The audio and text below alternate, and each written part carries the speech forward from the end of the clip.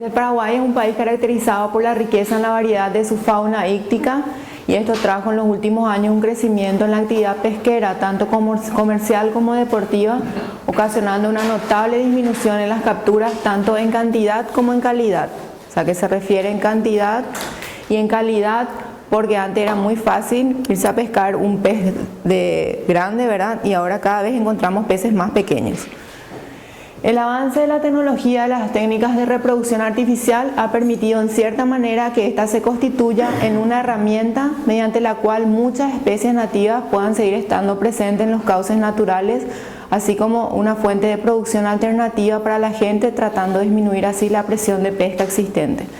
Es muy difícil nada más de convertirle al pescador en piscicultor, es una de las cosas más difíciles porque ellos están acostumbrados a extraer sin dar nada. Y en piscicultura uno tiene que trabajar y tiene que también invertir. Entonces es un poco difícil, pero de repente no es imposible, ¿verdad? ¿Cuáles son los objetivos de la reproducción artificial?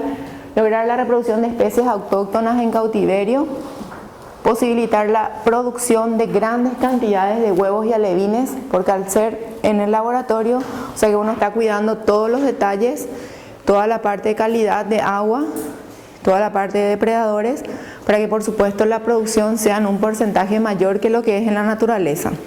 Mantener especies en peligro de extinción, producir nuevos ejemplares mediante cruzamiento y selección, que les dije por ejemplo el caso de producir crías de los dos tipos de surubí y hacer un híbrido, o por ejemplo, no sé si suelen escuchar el famoso tambacú, que es la cruza de una especie nativa del Amazonas que es el tambaquí, que es como un primo del pacú, con el pacú. Entonces sale un híbrido que no se reproduce.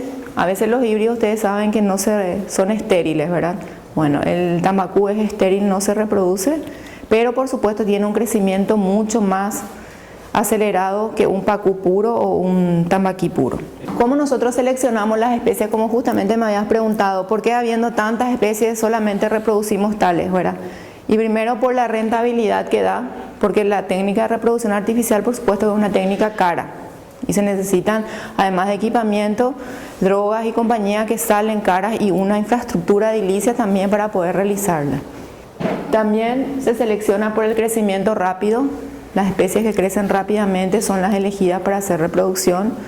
Talla y maduración, que sean de fácil reproducción, alta fertilidad, adaptación al confinamiento, tener en cuenta el alimento que vamos a necesitar cuando ya tengamos los alevines.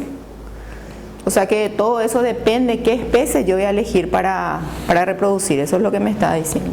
Resistencia a condiciones desfavorables, resistente a enfermedades y canibalismo, aceptación por el consumidor, que es lo principal. ¿Para qué yo voy a reproducir? A no ser que quiera solamente una especie que está en peligro de extinción, quiera, digamos, volver a reproducir y tener en cautiverio o empezar a fortalecer el río. Pero generalmente la reproducción se hace con las especies que tienen un valor comercial y aceptación por el consumidor. Es por eso que por más de que sea complicado hacer la reproducción de dorado y de surubí, se intenta y se vuelve a intentar, porque por la gran demanda que se tiene, ¿verdad? Bueno, la metodología. ¿En qué época se hace la reproducción? En primavera y verano. Generalmente empezamos a partir de octubre, noviembre, diciembre, enero, febrero. Con respecto a la época de reproducción, ustedes tienen que saber, como les dije, estas especies se reproducen una sola vez al año, de ahí que tenemos la veda. No significa, por ejemplo, que todos los surubí o todos los dorados se reproducen en un mes exactamente. Empiezan y vamos a poner desde octubre, noviembre, diciembre, enero, tienen su pico en diciembre aproximadamente, ¿verdad? Donde hay mayor desove y después siguen desobando. O sea que la veda no cubre toda la reproducción de los peces, lo que hace es cubrir el pico, porque es imposible tener una veda de tantos meses por toda la presión social que hay de la parte de los pescadores. Entonces, eso no significa, porque a veces sale en el diario que ya no hay más veda y alguien pescó un surubí, abrió y está lleno de huevos. Y por supuesto que va a estar llena de huevos, porque se siguen reproduciendo. Algunas se reprodujeron y ellas no todavía, ¿verdad? Entonces, para tener en cuenta nomás que no se cubre toda la veda tendría que ser más larga. Claro, tenía que ser por lo menos 4 meses. Sí, se va a cubrir toda la reproducción de todas las especies. ¿Qué especies se utilizan para hacer reproducción? O sea, que nosotros utilizamos el pacú, la boga, el sábalo, la randia, los dos surubí que ya les dije y el dorado. Esas son las especies que se hacen reproducción. También algunos hacen de pico de pato y de 3 puntos, en Itaipú suelen hacer. Nosotros, y también del salmón del Paraná, el bricón, no sé si conocen. Bueno, y vamos a ver si nosotros a lo mejor este año podemos empezar también a hacer, porque este año estuvimos muy saturados con lo que era surubí y dorado. Es más o menos el tamaño de nuestros reproductores de pacú. Bueno, son muy grandes, 3,5 kilos hasta 4. Los reproductores de sábalo, ¿por qué hacemos sábalo? De repente por ahí alguien pregunta. El sábalo está en la primera el escalón de la cadena alimenticia, ¿verdad? Que es muy importante para lo que es alimentación de las especies carnívoras. Entonces hacemos sábalo por eso, y también porque el sábalo criado en estanque con alimento balanceado no tiene el sabor fuerte que le caracteriza al sábalo que se cría, por ejemplo, en el embalse, que saben que tiene ese sabor a barro, que es nada más que por el tipo de alimentación que ellos tienen, ¿verdad? Que consumen. Al tener un tipo de boca chupadora, succionadora, succionan el barro, pero no comen el barro, comen todos los bichitos y alguitas que se encuentran en el barro, porque comen el bentos, ¿verdad? Entonces eso es lo que le da ese sabor característico fuerte. Si uno le alimenta con alimento balanceado, ese olor característico, o sea, ese sabor característico a barro que le dicen es menor. Ahí están las randias también, que les mostré. Así de pequeñitas como ven acá, de 80 a 100 gramos, ellas ya se reproducen sin ningún problema. Son muy precoces. Ellos pueden llegar a pesar 4,5 kilos a 5, si es que uno le lleva a piscicultura de engorde. Hay dos especies, Randia Kellen, que es la más clarita, y Randia Sapo, que es el bagre sapo, le suelen decir que es el más negro. Dos especies de Randia nosotros tenemos. Bueno, ensayos de inducción. ¿Qué hacemos primero? Cuando llega la época reproductiva, que dijimos que era ¿cuándo? Primavera, verano, ¿verdad? Vamos a suponer que a partir de noviembre para nosotros, porque Ayolas es frío y la zona de ustedes es más fría todavía, creo que Ayolas. Entonces, no puedo decirles que en septiembre o octubre ya se empieza a hacer reproducción. A veces en noviembre recién. Entonces, ahí, ¿qué se hace? Se pasa red. Vamos a suponer que yo digo, bueno, esta semana vamos a trabajar con pacú porque según mi registro que tengo, el año pasado ya en esta época los pacú estaban listos, qué sé yo, uno lleva un registro año a año para saber qué especie va a revisar primero, ¿verdad? Bajo el nivel del estanque, paso red y voy seleccionando los reproductores para poder hacer un examen, ¿verdad? Externo e interno. ¿Qué es lo que yo busco? Externamente, signos externos de madurez sexual, para cualquier especie. Para la hembra busco hembras con vientre abultado, flacidez, o sea que la panza esté blanda, y agrandamiento en la región ventral. Enseguida al ponerle, digamos, en forma ventral, boca para arriba, se ve ya su panza grande, y en la región urogenital, del poro urogenital saliente y a veces de un color rosado. Eso es lo que yo puedo ver externamente. Y del macho, ¿qué busco? Que con una leve presión en la región abdominal libere semen. Si no estamos en época reproductiva, ¿puedo saber yo el sexo de los peces nativos? Yo les voy a contar que los peces nativos no tienen dimorfismo sexual. O sea que si yo les miro, son igualitos. Miro su progenital y son iguales. Yo no puedo, solamente yo puedo diferenciar un macho y una hembra de un surubí, de un pacú o de una boga en época reproductiva por esto. Y el dorado, puedo, tocando la aleta anal, ahora cuando vea un dorado les voy a mostrar. La aleta anal tiene una espinita que en la época reproductiva el macho se queda como un cuchillo de esos serrucho, o sea como una sierrita. Y en época no reproductiva desaparece otra vez eso. O sea que es mentira cuando un pescador le dice ese es pacú, hembra, pacú, macho, por el color y eso. Tanto el macho como la hembra es rubia, es morocha, no tiene nada que ver eso. Lo que sí tiene dimorfismo sexual es la randia. Al mirar, sí se puede ver. pero las otras especies no. La tilapia también, pero esa no es nativa. Entonces, ya saben que solamente en época reproductiva yo puedo diferenciar un macho de una hembra en esas especies que les estoy diciendo. Acá vemos, por ejemplo, una hembra de surubí. Ven cómo tiene el vientre. Por ejemplo, de tan madura que estaba, a la simple presión ya está liberando los huevos. Los huevos también son de colores diferentes. Como ven, el surubí tiene un color amarillo. Las otras especies tienen un color medio grisáceo, verdoso. Acá ven una randia. Ven cómo tiene la panza. Esta es una hembra que está llena de huevos, ¿verdad? Ven su puro genital rosadito. Bueno, ¿qué hago después? Cuando yo veo que su panza está grande, yo sé que está llena de huevos, pero yo tengo que saber si esos huevos están maduros o les falta todavía. Porque ¿qué hace esta hormona que nosotros le vamos a aplicar? Libera, no madura los huevos. Entonces, ¿qué puedo tener? Un desove con huevos inmaduros. Entonces, ¿qué voy a tener? No voy a tener una fertilización. Entonces, se puede hacer esto que se llama biopsia ovárica. Se introduce una cánula en el poro genital de la hembra y se saca una muestra pequeñita de huevos. No se le lastima, o sea, con mucho cuidado. Entonces el procedimiento viene así: seleccionar a la hembra por signos externos de madurez, canular el ejemplar y extraer una muestra por lo menos 100 óvulos o 100 huevitos, ¿verdad? Depositar en una caja de Petri, cajitas de vidrio, y fijar con un líquido que se denomina líquido de Serra. Y les voy a dar cómo se hace, ¿verdad? ¿Qué hace el líquido de Serra? Aclara el huevo para que nosotros podamos ver el núcleo en qué posición está y de acuerdo a eso sepamos el grado de madurez que tiene la hembra. Se observa la posición del núcleo central. Podemos tener núcleos centrales o periféricos.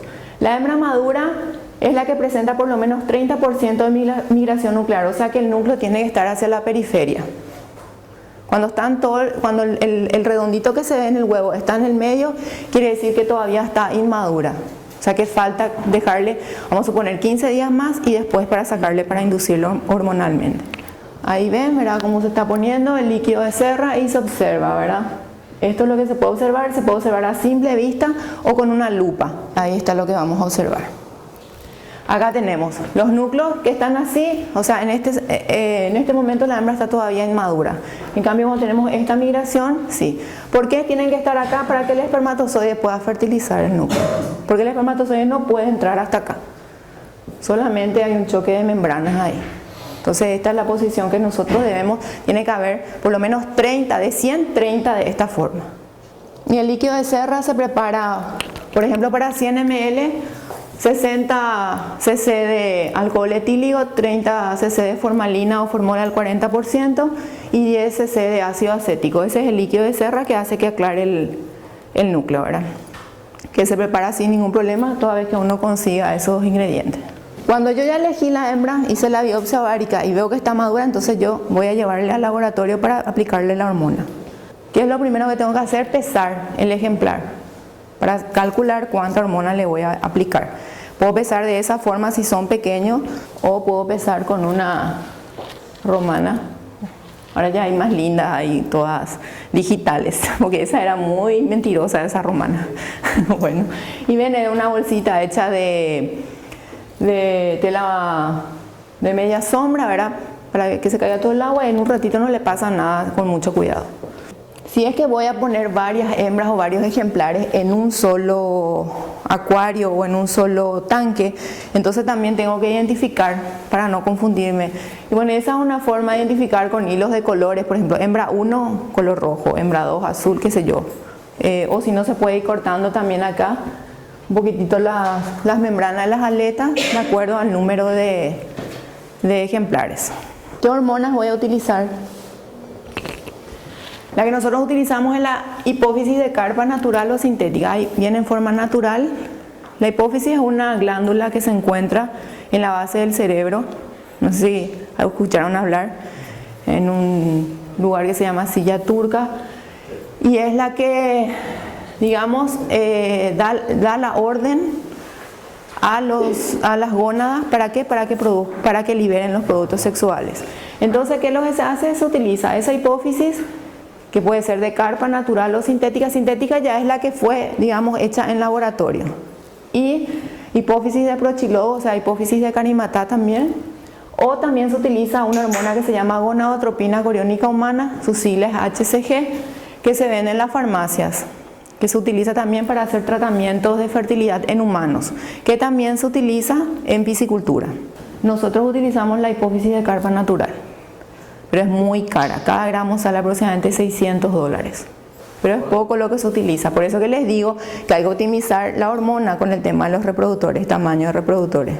Pero es la más efectiva, porque la sintética a veces quiere dar reacciones. Por ejemplo, en algunas especies nosotros tuvimos después ceguera de los reproductores al utilizar la sintética, porque ya no es por algo natural que le estamos poniendo en el cuerpo. Nosotros la verdad que no producimos las hormonas, ya se está compra de Estados Unidos de una empresa dedicada a eso, pero en Formosa hay una piscicultura grande y ellos producen hipófisis de pacú. Y eso se puede usar sin ningún problema. Lo que pasa es que nosotros dependemos de los proveedores de yasureta y eso, o sea, nosotros hacemos pedido y ya quien traiga ya no es de nuestra competencia, vamos a decir. Si vamos a utilizar hipófisis, ¿cuál es la dosis? 3 a 5 miligramos por kilogramo de peso vivo. Por eso yo tengo que pesar tanto el macho como la hembra para poder calcular. ¿Y cómo se aplica? A la hembra se le da 2 inyecciones. Vamos a suponer que tiene 1 kilo y voy a usar 5 miligramos. Le tengo que aplicar el 10% y con una diferencia de 12 horas el otro 90%. ¿Entiende? Vamos a poner a las 7 de la mañana, le aplico el 10% de 5, que sería 0,5 miligramos. Y se me queda 4,5 para aplicarle después de 12 horas. Entonces a la hembra 2 inyecciones, uno el 10% y el otro el 90%, y al macho una sola inyección, que puedo elegir ponerle con la primera de la hembra o con la segunda, dependiendo de cómo uno quiere. Eso es cuando uso hipófisis, sintética, natural, de cualquiera. Y si voy a utilizar la gonadotropina coriónica, eso viene en perlita, después les voy a mostrar, o en polvitos, ¿verdad? Si voy a usar HCG, viene en líquido, ¿verdad? Y se utiliza 500 unidades internacionales por kilogramo de peso vivo. Viene, por ejemplo, HCG de 5 millones de unidades, de 10 millones, y uno hace el cálculo correspondiente. Generalmente se da una sola dosis para machos y para hembras. La gonadotropina coriónica humana, yo por ejemplo utilizo mucho para hacer la randia, pero me da mejores resultados la hipófisis para hacer las otras especies. Bueno, ahí vemos, estas son las hormonas que vienen. Estas por ejemplo son las sintéticas, son como unas perlitas, son un polvito y vuelta otra vez a hacer, digamos, pelotitas o perlitas. Las naturales son un poco más pequeñitas porque son las hormonas, digamos, enteritas que vienen, tienen un color un poco más grisáceo. Entonces cuando yo ya sé el peso, voy a agarrar y voy a pesar mi hormona, voy a poner en un morterito donde voy a crubicar bien y después le voy a poner solución fisiológica, aproximadamente 1 o 2 cc, para que yo pueda inocular dentro del cuerpo del animal, ¿verdad? Y bueno, ahí estamos inoculando en este caso nosotros utilizamos dos formas, o intramuscular o intraperitoneal. Intramuscular en la base de la aleta dorsal, que habíamos visto en la foto anterior, creo que después de esta hay otra foto. Y esta es una inyección intraperitoneal, donde se aplica en la base de la aleta pectoral, o sea que va dentro de la cavidad del animal y actúa mucho más rápido. Solo hay que tener cuidado, ¿verdad?, con respecto a la aguja, de no inyectar en el corazón, porque justo acá está el corazón. Como ven, la aguja siempre tiene que estar direccionada hacia la parte caudal del animal, porque si direccionamos hacia adelante vamos a inyectar directo al corazón. Cuando no se sabe la anatomía, a veces quiere pasar eso. En un ángulo aproximadamente de 45 grados, y ven, esta es una aguja intramuscular y no está entrando totalmente. Ese es un PACU. Y acá vemos intramuscular en la base de la aleta dorsal. La aleta dorsal, entonces acá introducimos la hormona. Levantamos un poquitito las camas y introducimos la aguja. Bueno, después de hacerle la inducción hormonal, uno tiene que depositar estos peces. A veces ponemos hembras con machos juntos o a veces separados. Eso ya depende de la técnica de cada uno. Y uno tiene que estar observando a las hembras para ver el momento en que ellas empiezan a liberar los huevos, para poder sacarlas del agua y hacer el desove digamos, en seco, como se dice, sin el contacto con el agua todavía. ¿Cómo yo calculo más o menos a qué hora va a desovar? Es como calcular el parto, vamos a decir. A veces es difícil. Pero se hace un cálculo de lo que se llama horas grados. y se consiste en la sumatoria de los valores obtenidos en las mediciones de temperatura del agua cada una hora a partir de la aplicación de la segunda dosis de la hormona a la hembra. Entonces, ¿qué? Se tiene estipulado para cada especie a las cuántas horas grados aproximadamente va a desovar, ¿verdad? Vamos a suponer 210 horas grados, 220 horas grados. Entonces lo que se hace es, vamos a suponer que a las 7 de la tarde nosotros le pusimos la segunda inyección a la hembra y tomo la temperatura del agua. Y voy a ir tomando, vamos a suponer que está a 22, eso depende mucho también de como les dije, si va a haber o no variación en la temperatura del agua donde están las hembras. Vamos a suponer que las horas grados para una especie es 210. Entonces yo agarro y tomo, vamos a suponer que me da 21 grados, después de una hora otra vez 21 grados. Entonces si mi agua, la temperatura del agua no está variando, yo más o menos ya sé que en 10 horas voy a tener las 210 horas. Entonces más o menos voy a calcular que si le apliqué a las 7 de la tarde, a las 5 de la mañana va a desovar. Entonces ya tengo que estar preparada para esa hora. No es algo, digamos, muy seguro ni matemático, pero sí se acerca generalmente a la hora. Para que yo no esté todo el rato revisando, tocando la hembra o esté ahí, ¿verdad? Porque esto uno tiene que estar cuidando. Entonces es para más o menos calcular. Para el pacú, por ejemplo, es 240 a 270 horas grados. Salmón, vieron cómo es mucho menor, 150 a 190. Boga 180 a 210, carimbatá 260 a 300 horas grados. El surubí está entre las 140 horas grados más o menos, o sea que rapidísimo desova después de aplicarle ya la segunda dosis. Y eso es lo que les quiero decir, si la temperatura del agua es más fría, va a tardar más horas, ¿verdad? Y si es más caliente, menos. Porque es la suma de los grados de la temperatura del agua que yo tengo en esas horas. El micrópilo es un poro que se encuentra en el huevo, que es el lugar por donde tiene que, digamos, fertilizar el espermatozoide. Entonces, al sacarle el agua yo tengo más chance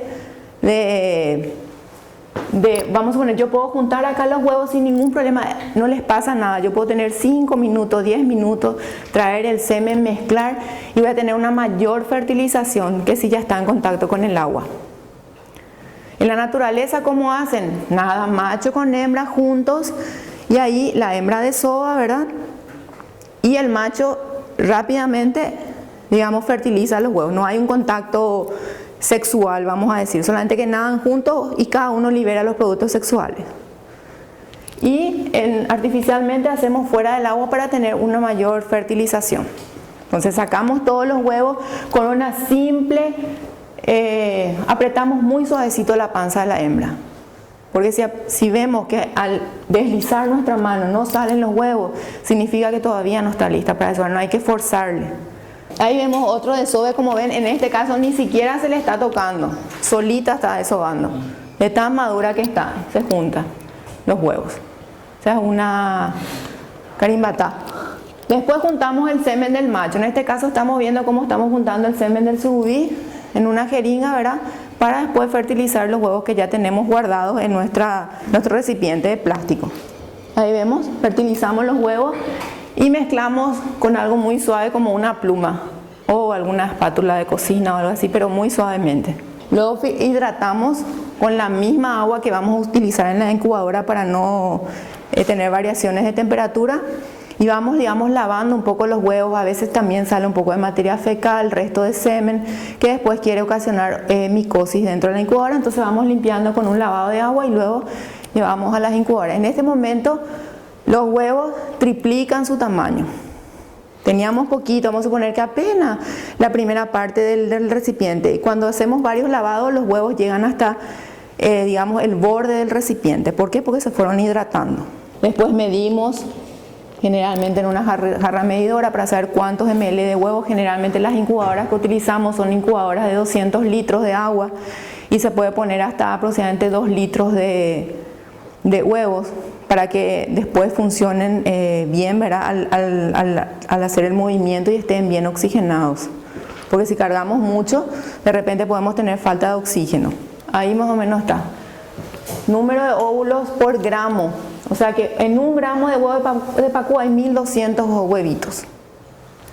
De carimbatá 1150 del surubí. ¿Vieron cómo el huevo del surubí es tan chiquitito? De 1800 a 2200 en un solo gramo. Boga 2000. Los huevos de carimatá y de dorado son los más grandes. O sea, ven la cantidad. Entonces, todo el proceso también, ustedes tienen que pesar, por ejemplo. Sacan todos los huevos, pesan cuántos gramos de huevo. De acuerdo a eso, ustedes van a poder calcular cuánto van a tener de larvas, ¿verdad? Si sabemos que en cada gramo hay tanto, si tengo tantos gramos de huevo voy a tener tanto, y si mi fertilización fue 90% o 100%. La fertilización recién yo puedo saber 6 horas después de poner en la incubadora. Ahí recién yo puedo sacar la muestra y ver todos los huevos que están buenos, fertilizados, y hacer mi porcentaje de fertilización. Porque primero parecen que todos están lindos. Al pasar las 6 horas, al pasarle el estado de mórula, gástrula, todos esos estados, ahí recién, digamos, se mueren todos los que tienen que morirse. En la incubación, los huevos hidratados son depositados en las incubadoras. La carga inicial por incubadora es de 1.5 gramos por litro de agua, más o menos. El flujo inicial es de 4.5 litros. Vamos a ver allá cómo funcionan las incubadoras, pero más o menos 4. El agua entra por abajo, son unas incubadoras de tipo cono, tipo embudo. El agua entra por abajo y se va derramando por arriba. ¿Y qué es lo que hace? Simula el movimiento del agua en la naturaleza cuando los huevos, les dije, eran depositados a la deriva, ¿verdad? Y los huevos quedan flotando en el agua. Eso es lo que hace la incubadora, vamos a decir. El periodo de incubación va de 14 a 24 horas según la especie y la temperatura del agua. A mayor temperatura, más rápido van a eclosionar. A menor temperatura van a tardar un poquito más. Ahí vemos las incubadoras. Acá tiene una malla para que no rebose y los huevos no caigan todos, ¿verdad? Y vemos cómo se está depositando en el agua. Ahí vemos otra foto. Estas son las incubadoras tipo cono. Tienen un reborde acá más saliente para evitar que rebose, y por acá por supuesto sale el agua y se va derramando acá. Y el agua está entrando por acá abajo. Este es el sistema de agua, se abre acá, entra el agua y se va derramando por esta parte. Esta es una larvita de dorado, mirando en el microscopio, ¿verdad? En su estómago. Ellos nacen con una pequeña panza que se denomina saco vitelino. Ellos no consumen alimento aproximadamente 3 a 5 días después de eclosionar. Se alimentan solamente de esta reserva porque su boca ni su tubo digestivo no está todavía desarrollado. Entonces antes de 3 o 5 días no se le alimenta con alimentos externos porque es de balde, porque ni siquiera la boca abierta tiene. Después recién ellos empiezan a alimentarse. Y eso solamente que es en la naturaleza, porque ellos tienen que estar un poquitito más fuertes para buscar el alimento. Entonces nacen con su reserva alimenticia mientras tanto.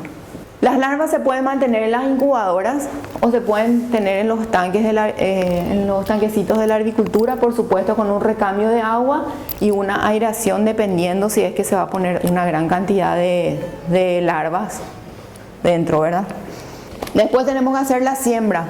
Ya pasamos del laboratorio, ya le dimos la primera comida, o a veces de la incubadora pasamos directo a los estanques, pero un estanque bien preparado, así como les dije, con afrecho, con urea, que generalmente, no sé cómo ustedes dan en piscicultura, pero uno tiene que preparar su estanque 8 a 10 días antes de traer los peces, ¿verdad? Para que esté bien abonado. Bueno, pero yo les estoy diciendo que generalmente cuando uno va a traer larvas a sembrar o alevines muy pequeñitos, no preparar el estanque con tantos días de anticipación. Cuando nosotros empezamos a abonar, enseguida viene principalmente el famoso helicóptero, la famosa odonata. Viene y pone su huevo ahí. Y enseguida nacen las larvas, que son re asesinas para las larvitas. Entonces por 3 días antes nada más. Entonces más o menos van a crecer juntos. Porque si no, a lo mejor nuestro estanque no va a estar muy verde, va a estar medio claro.